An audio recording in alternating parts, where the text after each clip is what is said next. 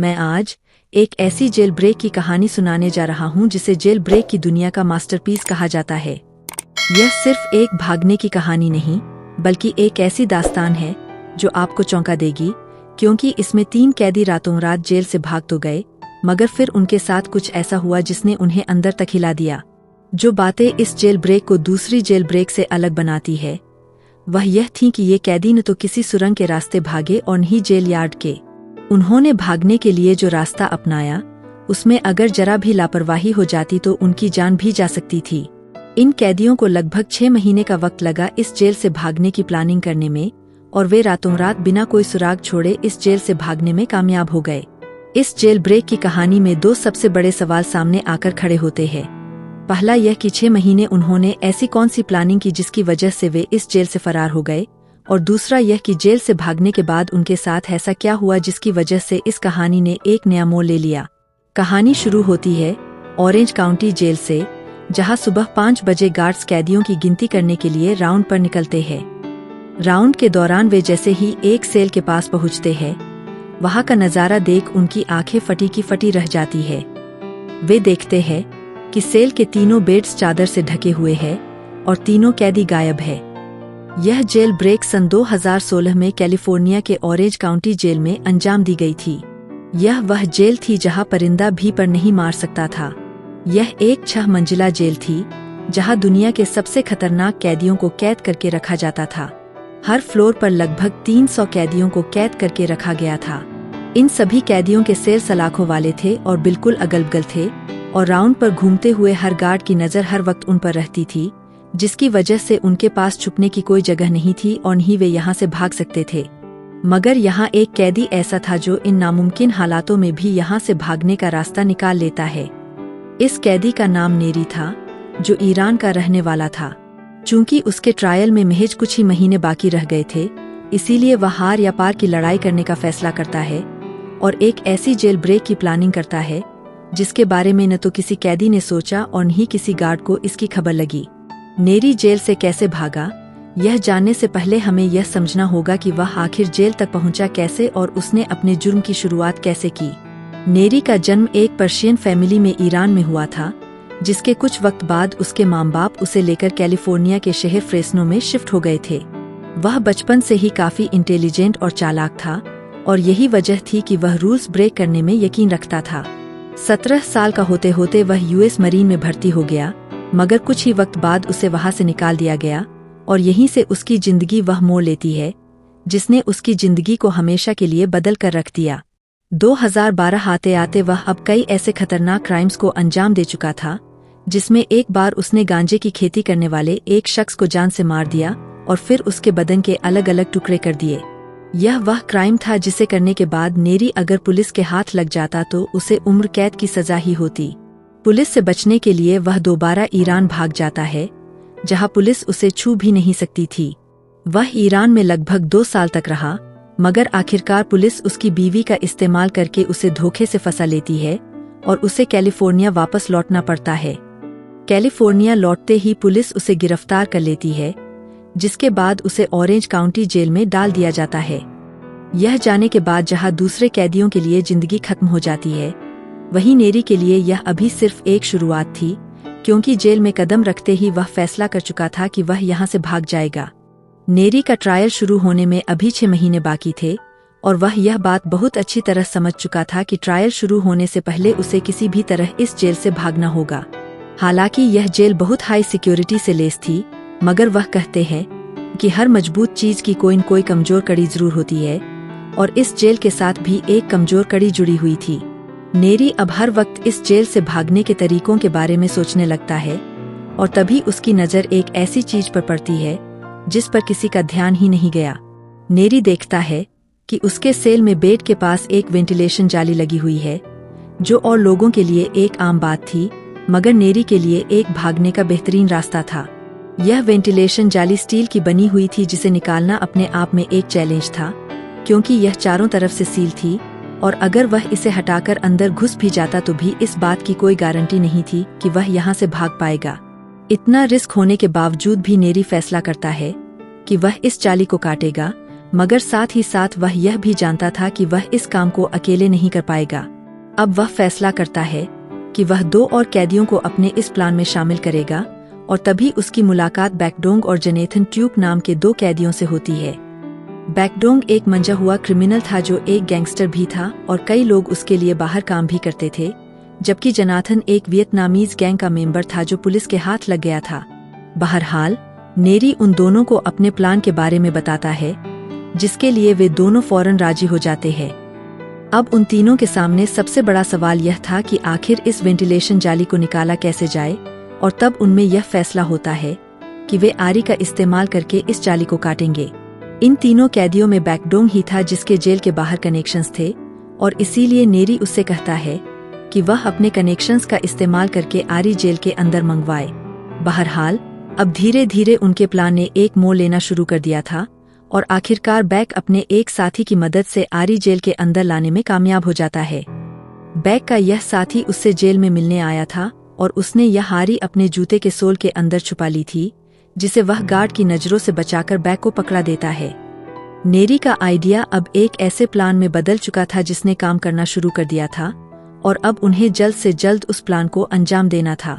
बहरहाल अपने प्लान की शुरुआत करते हुए उनमें यह तय होता है कि उन तीनों में से 2 शख्स स्टील की वेंटिलेशन ग्रिल को काटेंगे और तीसरा शख्स सेल के दरवाजे पर खड़ा होकर गार्ड्स पर नजर रखेगा। अब गार्ड्स रात 9 बजे जैसे ही अपना आखिरी राउंड खत्म करके निकलते हैं, बैक और जोनाथन उस स्टील की वेंटिलेशन ग्रिल को काटना शुरू कर देते हैं। उन्हें यह काम बहुत खामोशी से करना था ताकि कोई भी गार्ड या दूसरे कैदी का ध्यान उनकी तरफ न जाए। उनका उठाया एक भी गलत कदम या आवाज उनके पूरे प्लान को चौपट कर सकता था और उनकी सजा को और बढ़ा दिया जाता। मगर क्योंकि नेरी के ट्रायल की डेट करीब आती जा रही थी, इसीलिए उसे जल्द से जल्द यहाँ से निकलना था। लगभग 16 दिनों की लगातार मेहनत के बाद वे लोग स्टील बैंड को काटने में कामयाब हो गए, मगर एक परेशानी और उनके सामने आकर खड़ी हो गई। वे लोग जैसे ही स्टील बैंड को काटते हैं, उनके सामने एक बहुत पतला सा पैसेज था जिसमें इतना अंधेरा था कि उन्हें कुछ भी दिखाई नहीं दे रहा था, और यह जगह भी इतनी ज्यादा पतली थी कि उन्हें कुछ समझ नहीं आ रहा था कि वे सभी इसमें रेंग पाएंगे भी या नहीं। वे सभी इस बात से कशमकश में थे कि इस वेंटिलेशन डक्ट से होते हुए वे भाग पाएंगे या नहीं, मगर क्योंकि उनके पास और कोई चारा नहीं था, इसलिए वे आगे बढ़ने का फैसला करते हैं। इस स्टील वेंट को काटने के बाद वे इसे बेड के किनारे से छुपा देते हैं, और राउंड पर घूम रहे गार्ड्स इस बात से बेखबर थे कि उनकी नाक के नीचे एक जेल ब्रेक की प्लानिंग चल रही है। बहरहाल अब उन सभी के सामने यह सवाल था कि आखिर वे इतने पतले कॉरिडोर को पार कैसे करेंगे, क्योंकि न तो उनके पास जेल का कोई मैप था और न ही उन्हें यह पता था कि कौन सा रास्ता उन्हें कहाँ लेकर जाएगा, क्योंकि इस कॉरिडोर में पूरी तरह ब्लैकआउट था। और तब नेरी के दिमाग में एक जीनियस आइडिया आता है। अब नेरी अपने बाकी दोनों साथियों से कहता है कि उन्हें एक मोबाइल फोन की भी जरूरत पड़ेगी, क्योंकि इसी मोबाइल फोन की फ्लैशलाइट से वे कॉरिडोर में रोशनी कर सकेंगे, और साथ ही साथ नेरी यह भी चाहता था कि वह अपनी जेल ब्रेक को मोबाइल में रिकॉर्ड करे। बहरहाल फोन का इंतजाम करने के लिए इस बार वह फिर से बैकडोंग से कहता है कि वह एक फोन जेल के अंदर मंगाए, क्योंकि नेरी का मानना था कि अगर बैक जेल के अंदर आरी मंगवा सकता है तो वह जेल में फोन का भी इंतजाम कर सकता है। हालांकि यह आरी ले जाने से ज्यादा मुश्किल काम था, मगर बैक के कनेक्शंस इतने स्ट्रॉन्ग थे कि वह जेल के अंदर कुछ भी मंगा सकता था, और इस बार भी वह फोन जेल के अंदर मंगाने में कामयाब हो जाता है। हालांकि इस बार फोन अंदर लाने के लिए एक गार्ड को रिश्वत खिलाई गई जिसने फोन बैक तक पहुंचा दिया। फोन हाथ आने के बाद उन्होंने सबसे पहले उसकी फ्लैशलाइट ऑन की और उसे उस कॉरिडोर में दिखाया जहां पूरी तरह अंधेरा था। लाइट पड़ते ही वे यह देख पा रहे थे कि कौन सी डक कहा जा रही है और उन्हें किन किन चीजों को पार करके आगे बढ़ना है और कौन सा रास्ता उन्हें बाहर लेकर जाएगा। हालांकि वे लोग लाइट के लिए टॉर्च का इंतजाम भी कर सकते थे, मगर नेरी ने मोबाइल फोन इसलिए मंगाया ताकि वह अपनी जेल ब्रेक को रिकॉर्ड करके दुनिया को यह दिखा सके कि वह कितना बड़ा आर्टिस्ट है। अब वे लोग जब भी इस पतले कॉरिडोर के अंदर जाते, नेरी उसे रिकॉर्ड करना शुरू कर देता, क्योंकि उसे यह लग रहा था कि उसकी यह जेल ब्रेक दूसरे कैदियों और दूसरे जेलरों के लिए एक मिसाल बन जाएगी।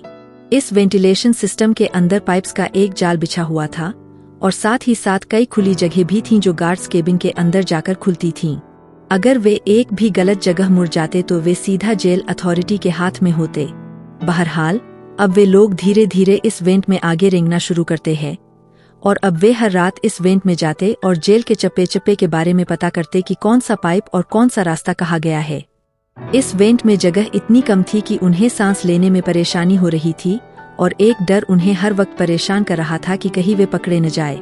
इसी तरह कई हफ्ते और निकल गए और आखिरकार उनके हाथ वो रास्ता लग गया जिससे होकर वे यहाँ से भाग निकल सकते थे। मगर साथ ही साथ एक परेशानी और उनके सामने आकर खड़ी हो गई। हुआ यह कि वेंट का जो रास्ता बाहर की तरफ जा रहा था वह जमीन के बजाय एक छत पर निकल रहा था और यह छत चारों तरफ से कील के तारों से घिरी हुई थी। यह देख उन सबकी उम्मीदों पर जैसे पानी फिर गया, क्योंकि यह छत छठे मंजिल पर थी जो जमीन से काफी ऊंचाई पर थी। अब उन्हें यह समझ नहीं आ रहा था कि वे यहाँ से कैसे भागें, क्योंकि वेंट को काटने और रास्ता ढूंढने में उनका काफी वक्त पहले ही बर्बाद हो चुका था और अब उन्हें लग रहा था कि वे इस छत से कूद कर भागे या कोई और रास्ता ढूंढे। क्योंकि नेरी के ट्रायल में अब सिर्फ 3 महीने बाकी रह गए थे, इसीलिए उन्हें अब जल्द से जल्द यह फैसला लेना था और साथ ही साथ उन्हें एक ऐसे मैप की भी जरूरत थी जो उन्हें जेल के आसपास के एरिया के बारे में बता सके। मैप का इंतजाम करने के लिए अब नेरी जेल में मौजूद लोगों पर नजर रखने लगा, क्योंकि वह एक ऐसे शख्स की तलाश में था जिसे मैनिपुलेट करके वह मैप का इंतजाम कर सके। और तब उसकी नजर एक औरत पर पड़ती है। इस औरत का नाम था नूश फरीन रवागी, जो जेल में कैदियों को इंग्लिश पढ़ाती थी। हालांकि नेरी की इंग्लिश तो अच्छी थी, मगर अपने ईरानी बैकग्राउंड दिखाकर वह इंग्लिश क्लासेस ज्वाइन कर लेता है ताकि वह नूश फरीन के करीब आ सके। सारे कैदी नुसरीन को नूशा कहकर बुलाते थे और क्योंकि वह एक नरम दिल और अच्छी औरत थी जिसे हर किसी में अच्छाई दिखाई देती थी, और इसी बात का नेरी ने फायदा उठाया। नेरी नूशा से काफी अच्छी तरह पेश आने लगा, जिसकी वजह से उसने नूशा का भरोसा जीत लिया और वह इस बात से बेखबर थी कि न जानते हुए भी नेरी के प्लान का हिस्सा बनने वाली है।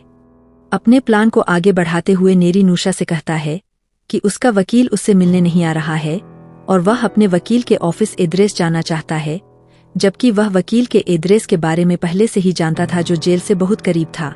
वह नूशा से कहता है कि वह उसे वकील के ऑफिस एड्रेस के पास का मैप लाकर दे दे, क्योंकि वह जानता था कि इस मैप में जेल और उसके आसपास के एरिया के बारे में भी होगा, और नूशा बिना सच्चाई जाने उसे यह मैप लाकर दे देती है। नूश को इस बात की भनक तक नहीं थी कि उसने नेरी को जेल से भागने की चाबी थमा दी है, क्योंकि उसे यही लग रहा था कि वह बस एक कैदी की मदद कर रही है जो परेशान है।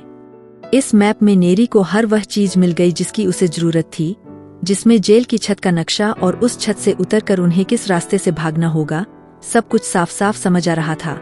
मैप हाथ में आने के बाद अब वे अपने प्लान के बहुत करीब थे, मगर उनका अगला कदम ही यह तय करने वाला था कि वे इस जेल से भाग पाएंगे या नहीं। अब उनके हाथ में एक आरी, एक मोबाइल फोन और एक मैप था, मगर उनके सामने जो सबसे बड़ा चैलेंज था वह थी वेंटिलेशन डक्ट जो सीधा ऊपर को गई थी और उन्हें इसी के रास्ते ऊपर छत तक पहुंचना था। हालांकि यह बहुत मुश्किल था, मगर नेरी ने इसका भी रास्ता निकाल लिया था और वह फैसला करता है कि वह जेल में मिलने वाली बेडशीट्स का इस्तेमाल करेगा ऊपर चढ़ने के लिए। वे इन बेडशीट्स को पहले रस्सी की तरह बनाएंगे और फिर डक्ट में लगे पाइप्स में फंसाकर खुद को ऊपर की तरफ खींचेंगे ताकि वे छत तक पहुंच सकें। बहरहाल अब वे तीनों एक एक करके जेल की लॉन्ड्री से बेडशीट्स चुराना शुरू करते हैं और इन बेडशीट्स को अपने बेड्स के नीचे लाकर छुपा देते हैं। और जब उनके पास ठीक ठाक बेडशीट्स हो गईं, तब उन्होंने सभी को गांठ बांधकर एक दूसरे से जोड़ा और रात को वेंटिलेशन डक्ट के अंदर जाकर उसे पाइप से बांध दिया। एक बात नेरी को दिन रात खाई जा रही थी और वह यह थी कि वे कभी भी पकड़े जा सकते हैं, क्योंकि अगर किसी भी दूसरे कैदी की नजर उन पर पड़ गई तो वे फौरन गार्ड्स को खबर कर देंगे और इसीलिए उन्हें जल्द से जल्द यहाँ से निकलना होगा। वे इस पूरे ऑपरेशन को बहुत खामोशी के साथ अंजाम दे रहे थे, जिसकी वजह से उन्हें ज्यादा वक्त लग रहा था और वे सभी बारी बारी हर रात वेंट के अंदर जाकर अपनी तैयारी कर रहे थे। इस पूरी तैयारी में उन्हें लगभग 5 महीने का वक्त लग गया और आखिरकार छुपते छुपाते नेरी उस छत तक पहुंचने में कामयाब हो गया जहां से उन्हें भागना था। मगर उसकी खुशी महज कुछ ही वक्त की थी, क्योंकि इस छत के चारों तरफ कैमरा लगे हुए थे। मगर किस्मत ने यहाँ उसका साथ दिया, क्योंकि सभी कैमरास के एंगल दूसरी तरफ थे, जबकि वे सभी दूसरी तरफ से बाहर आने वाले थे। हालांकि नेरी छत पर तो पहुंच गया था, मगर जब उसने नीचे देखा तब उसके पसीने छूट गए, क्योंकि छत से नीचे तक की ऊंचाई लगभग 100 फीट की थी और अगर वे यहाँ से गिरे तो उनकी मौत भी हो सकती थी। अब उनके और जेल से भागने के बीच में सिर्फ एक परेशानी खड़ी थी, और वह यह थी कि वे छत से नीचे कैसे उतरेंगे। और तब नेरी जेल में वापस जाकर अपने बाकी 2 साथियों से कहता है कि उन्हें एक रस्सी की भी जरूरत पड़ेगी। हालांकि बैक 2 बार जेल में आरी और मोबाइल तो मंगवा चुका था, मगर रस्सी बड़ी होने की वजह से उसे मंगवाना मुश्किल था, और अगर वे अपने इस आखिरी पड़ाव में फेल हो गए तो उनका पूरा प्लान चौपट हो जाएगा।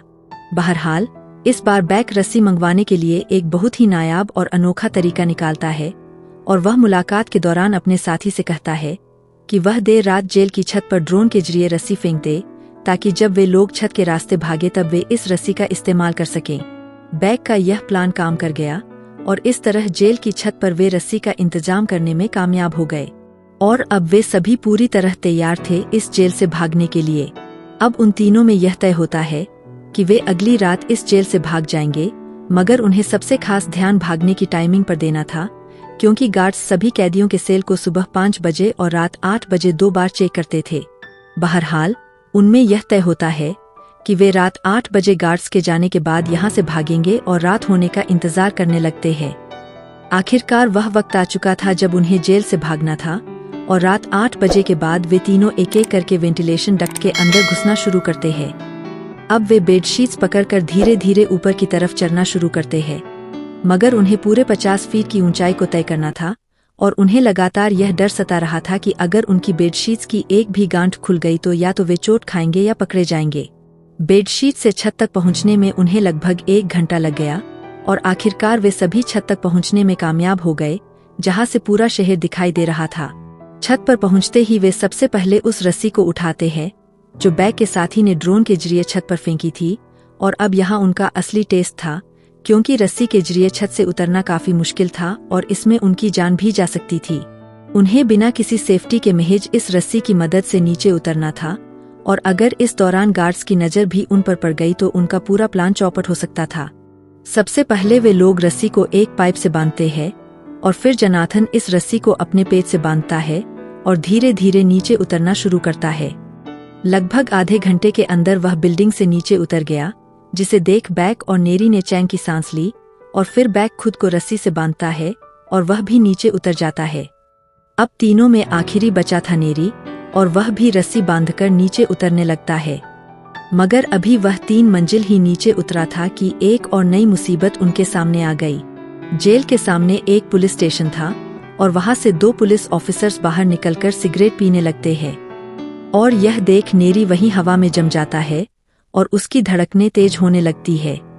यह देख वह बिना कोई हरकत किए वही चुपचाप हवा में लटका रहा, क्योंकि अगर गलती से भी इन पुलिस ऑफिसर्स की नजर उस पर पड़ गई तो उसका खेल खत्म हो सकता था।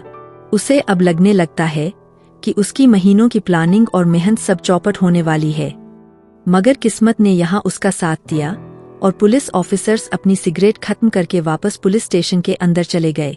लगातार लटकने की वजह से नेरी की पकड़ भी ढीली पड़ती जा रही थी, और जैसे ही पुलिस ऑफिसर अंदर जाते हैं वह जल्दी जल्दी नीचे उतर आता है, और इस तरह वे तीनों जेल से बाहर आ चुके थे। सुबह 5 बजे अगला काउंट होने में अब महज 5 घंटे रह गए थे, और उन्हें जितना जल्दी हो सके यहाँ से ज्यादा दूर निकलना था। बैक ने इसकी तैयारी पहले ही कर रखी थी। बैक का एक साथी गैंग मेंबर ने एक जगह पर $900 कैश और एक गन पहले ही एक पैकेट में रख दिया था, ताकि जेल से भागने के दौरान वे इस कैश का इस्तेमाल कर सकें। अब उन्हें सबसे पहले अपना हुलिया बदलना था, और इसके लिए बैक लूम्बा नाम के एक टैक्सी ड्राइवर को कॉल करके बुलाता है और उससे कहता है कि वह उन्हें शॉपिंग के लिए मार्केट ले चले। शॉपिंग से वापस आने के बाद उनके पास नए कपड़े, खाना पीना और वह सारा सामान था जो आगे उनके काम आने वाला था। अब वे लूम्बा से कहते हैं कि उन्हें 800 किलोमीटर दूर एक जगह पर छोड़ दे, जिसके लिए लूम्बा मना कर देता है, मगर फिर वे लूम्बा के बंदूक लगा देते हैं। हालांकि उनका प्लान था कि वे मेक्सिको बॉर्डर क्रॉस करके भाग जाएंगे, जहां से नेरी ईरान भाग जाएगा, मगर तभी अचानक वे अपने प्लान को बदलते हुए लूम्बा से कहते हैं कि वह मेक्सिको बॉर्डर से उल्टा 800 किलोमीटर दूर उन्हें एक बंदरगाह की तरफ ले चले। हालांकि यह एक बहुत कंफ्यूजिंग डिसीजन था, मगर वे तीनों जेल से भागने में कामयाब हो चुके थे, और उधर ऑरेंज काउंटी जेल में किसी को इस बात की भनक तक नहीं थी कि जेल से 3 कैदी फरार हो चुके हैं। सुबह 5 बजे के करीब जब 2 गार्ड्स सेल को चेक करने पहुंचते हैं, तब उन्हें पता चलता है कि नेरी, बैक और जोनाथन जेल से भाग चुके हैं। मगर तब तक बहुत देर हो चुकी थी। यह पता चलते ही गार्ड्स फौरन जेल का अलार्म बजा देते हैं, जिसके बाद सामने के पुलिस स्टेशन से पुलिस ऑफिसर जेल में पहुंच जाते हैं और देखते ही देखते 250 पुलिस ऑफिसर्स को इस केस पर लगा दिया जाता है। इस जेल ब्रेक की खबर पूरे अमेरिका में आग की तरह फैल गई, जिसके बाद इसे न्यूज चैनल्स पर दिखाया जाने लगता है और जेल के बाहर प्रेस की भीड़ जमा हो जाती है। ये तीनों कैदी सैन के सीडी मोटल में जाकर छुप गए थे ताकि पुलिस उन तक न पहुंच सके, मगर क्योंकि हर न्यूज चैनल पर उनके चेहरे दिखाए जा रहे थे, इसीलिए उनके लिए छुपना दिन ब दिन मुश्किल होता जा रहा था। वे होटल रूम में बैठकर टीवी पर खुद को ही देख रहे थे और यहीं पर उन्हें पता चला कि पूरे लॉस एंजेलिस की पुलिस उनके पीछे पड़ी हुई है।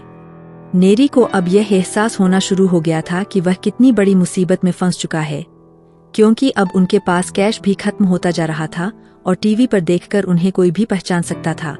यह देख उनमें यह तय होता है कि वे इस होटल से भाग जाएंगे, मगर इसके लिए उन्हें एक वैन की जरूरत पड़ेगी। अब बैक एक सेकंड हैंड वैन की तलाश में लग जाता है जिसमें बैठकर वे लोग वहां से भाग सकें, और तभी उसे ऑनलाइन एक वैन दिखाई देती है जो बेचने के लिए लिस्ट की गई थी। यह देख बैक उस वैन के ओनर को कॉल करता है और उससे मीटिंग फिक्स कर लेता है, जिसके बाद वे लोग ओनर से कहते हैं कि उन्हें इस वैन की टेस्ट ड्राइव चाहिए, जिसके लिए ओनर राजी हो जाता है, मगर वह यह नहीं जानता था कि बैक कभी वैन लेकर वापस ही नहीं लौटेगा। अब वे लोग पूरी तरह होटल से भागने के लिए तैयार थे, मगर एक आखिरी परेशानी जो उनके सामने थी वह था लूम्बा, जो उन्हें कैब में लेकर आया था, और वही एक चश्मदीद गवाह था जो उनके बारे में सब कुछ जानता था। नेरी यह बात बहुत अच्छी तरह समझता था कि अगर उन्होंने अपने पीछे कोई भी गवाह या सबूत छोड़ा तो वे पकड़े जाएंगे, और इसीलिए वह फैसला करता है कि वह लूम्बा को मार देगा। यह बात जब वह बैकडोंग को बताता है तो वह साफ इनकार कर देता है और नेरी से कहता है कि लूम्बा उनके बुरे वक्त में काम आया था और वह उसके साथ ऐसा नहीं करेगा।